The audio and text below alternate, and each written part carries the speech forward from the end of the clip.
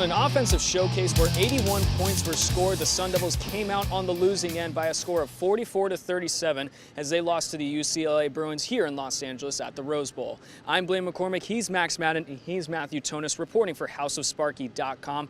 Matthew, I got to ask you about this defense because Arizona State, they looked like they were ahead early, 14-0 going in the first quarter, and then it kind of all fell apart from there. What was the big momentum shift that happened for the Sun Devils? Well, Manny Wilkins threw a pass, tipped up in the air, picked off, and returned for a touchdown for UCLA. And from that point on, the Bruins really had control of this game from the end of the first quarter through the end.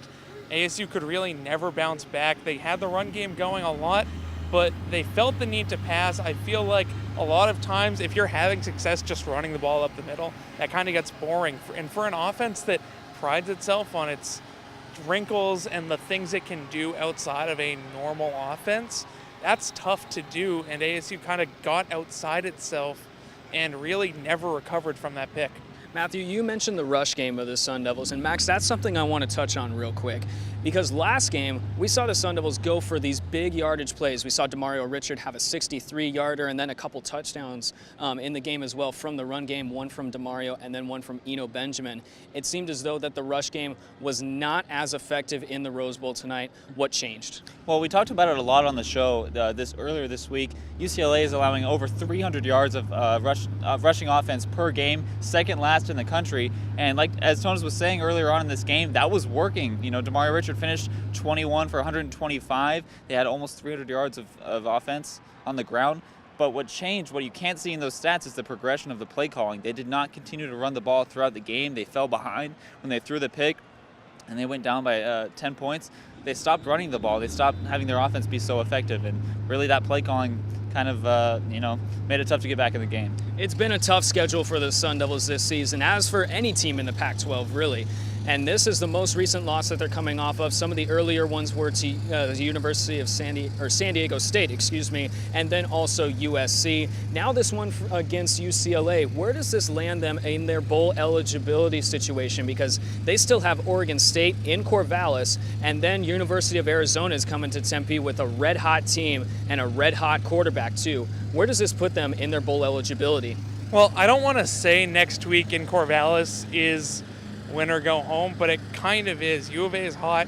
Khalil Tate's playing amongst the best for any quarterback in the country. So ASU needs to go on the road to another cold climate. It's unseasonably chilly, or at least feels that way here on the field at the Rose Bowl. But Corvallis is going to be a much different animal. Maybe some precipitation. We don't know the forecast yet. But if ASU can't deal with that and loses again, it's tough to see them coming back the Saturday after Thanksgiving against U of A.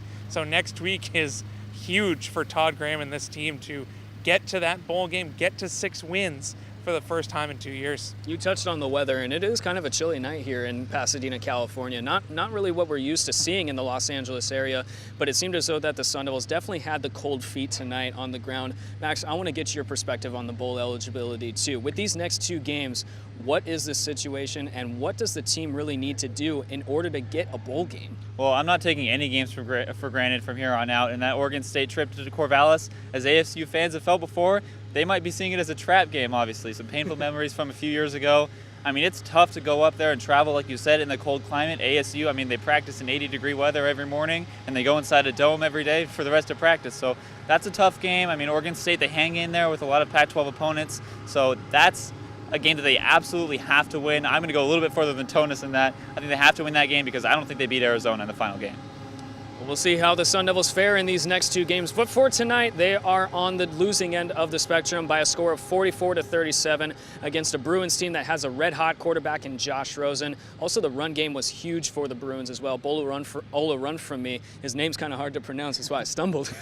But he did not stumble on the ground today, allotting 79 yards. Also on the receiving end, he had the same amount of yards, and the Sun Devil defense just could not keep up with him. But we'll see if this defense can keep up with their next 2 opponents as they head to Oregon State next week, and then the Territorial Cup matchup in Tempe after that. But for now, let's sign off here in Pasadena.